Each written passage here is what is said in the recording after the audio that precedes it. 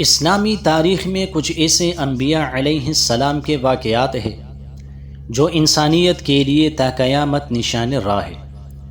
ان میں سے ایک عظیم واقعہ حضرت نوح علیہ السلام کی کشتی کا ہے۔ یہ وہ کشتی ہے جس نے ایمان والوں کو بچایا اور کفر و انکار کرنے والوں کو ہمیشہ کے لیے ہلاکت میں ڈال دیا۔ قرآن مجید نے بارہا حضرت نوح علیہ السلام کی قوم، ان کے دعوتی مشن، صبر، آزمائش اور پھر کشتی کی تعمیر و طوفان کا ذکر کیا ہے۔ یہ واقعہ نہ صرف ایمان والوں کو اللہ کی قدرت اور نصرت کا یقین دلاتی ہے بلکہ کفر کرنے والوں کے انجام کو بھی واضح کرتی ہے۔ آئیے ہم حضرت نوح علیہ السلام کی زندگی اور کشتی کے واقعے کو ایک تسلسل اور تفصیل کے ساتھ بیان کرتے ہیں۔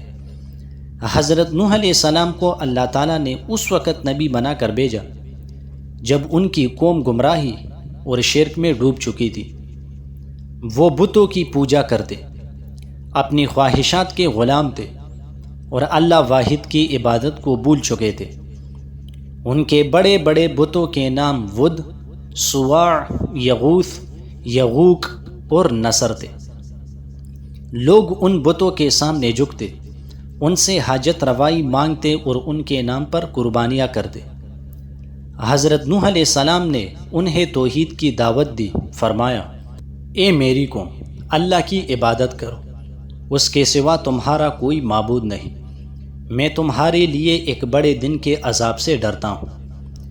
حضرت نوح علیہ السلام نے اپنی قوم کو 950 برس تک دعوت دی، کبھی اعلانیہ، کبھی چھپ کر، کبھی نرم لہجے میں، کبھی سخت الفاظ میں، لیکن قوم کے سردار انکار کرتے اور کہتے، اے نوح، ہم نے تمہیں تو بس ایک عام انسان پایا ہے، تمہارے پیچھے بھی ہم جیسے غریب اور کمزور لوگ ہیں، ہم تمہیں جھوٹا سمجھتے ہیں۔ حضرت نوح علیہ السلام پر مذاق کیا گیا، ان پر پتھر برسائے گئے، یہاں تک کہ بعض روایات کے مطابق انہیں زمین پر گھسیٹا بھی گیا، لیکن آپ نے ہمت نہیں ہاری۔ آپ نے فرمایا، اے میری قوم، اگر تمہیں میرا ٹھہرنا اور اللہ کی آیات کے ساتھ نصیحت کرنا بری لگتا ہے تو یاد رکھو میرا بھروسہ اللہ پر ہے۔ حضرت نوح علیہ السلام کی طویل محنت کے باوجود صرف چند لوگ ایمان لائے۔ یہ زیادہ تر غریب اور عام لوگ تھے۔ سردار، دولت مند اور بڑے بڑے خاندان ایمان نہ لائے۔ وہ کہتے تھے کہ اگر حضرت نوح علیہ السلام سچے نبی ہوتے تو سب سے پہلے بڑے لوگ ایمان لاتے، نہ کہ کمزور اور غریب۔ یہ اللہ کی سنت ہے کہ اکثر انبیاء کے پیچھے پہلے وہی لوگ آتے ہیں جن کے دل نرم اور حقیقت کو قبول کرنے والے ہوتے ہیں۔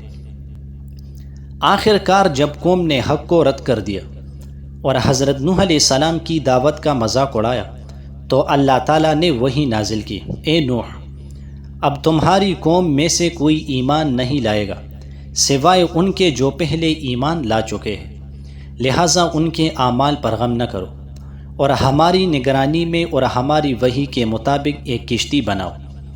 یہ وہ وقت تھا جب حضرت نوح علیہ السلام نے اپنی مٹھی بھر ساتھیوں کے ساتھ کشتی بنانے کا کام شروع کیا۔ حضرت نوح علیہ السلام نے ایک وسیع اور مضبوط کشتی بنانی شروع کی۔ اللہ تعالیٰ نے انہیں طریقہ بتایا۔ یہ لکڑی سے بنی اور کیلوں کے ذریعے جوڑی گئی ایک بڑی کشتی تھی۔ قرآن مجید میں آیا ہے، اور ہم نے نوح علیہ السلام کو وحی بھیجی کہ ہماری آنکھوں کے سامنے اور ہماری وحی کے مطابق کشتی بناؤ۔ قوم کے سردار جب یہ منظر دیکھتے تو ہنستے اور مذاق اڑاتے۔ وہ کہتے، اے نوح، اب تم بڑھاپے میں بڑے بن گئے ہو، تم زمین پر کشتی بنا رہے ہو، کیا یہاں دریا بہے گا؟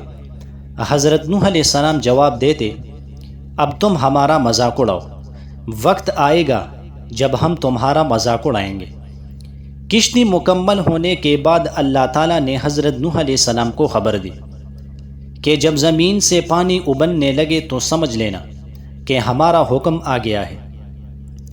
اس وقت ہر قسم کے جانوروں میں سے ایک ایک جوڑا اور اپنے اہل ایمان ساتھیوں کو کشتی میں سوار کر لینا۔ ایک دن زمین سے چشمے پھوٹنے لگے، آسمان سے بارش برسی اور ہر طرف پانی ہی پانی ہو گیا، پہاڑوں کی چوٹیوں تک پانی بھر گیا۔ قرآن کہتا ہے پھر ہم نے آسمان کے دروازے کھول دیے موسلادھار بارش کے ساتھ، اور زمین سے چشمے پاڑ دیے، پس دونوں پانی مل گئے ایک کام کے لیے جو مقدر تھا۔ یہ ایک ایسا طوفان تھا جس نے پوری قوم کو لپیٹ میں لے لیا۔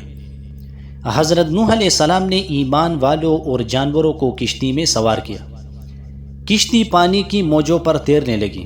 قرآن کہتا ہے اور وہ کشتی چل رہی تھی ان پر موجوں کے بیچ جیسے پہاڑ، کشتی اللہ کے حکم سے تیر رہی تھی اور ایمان والے محفوظ تھے۔ اس موقع پر حضرت نوح علیہ السلام نے اپنے بیٹے کو دیکھا جو ابھی ایمان نہیں لایا تھا۔ آپ نے پکارا، اے میرے بیٹے، ہمارے ساتھ سوار ہو جاؤ اور کافروں کے ساتھ نہ رہو۔ بیٹے نے کہا، میں پہاڑ پر پناہ لے لوں گا، وہ مجھے بچا لے گا۔ حضرت نوح علیہ السلام نے فرمایا، آج اللہ کے حکم سے بچانے والا کوئی نہیں مگر وہ جس پر اللہ رحم کرے۔ پھر ایک موج آئی اور وہ بیٹا بھی غرق ہو گیا۔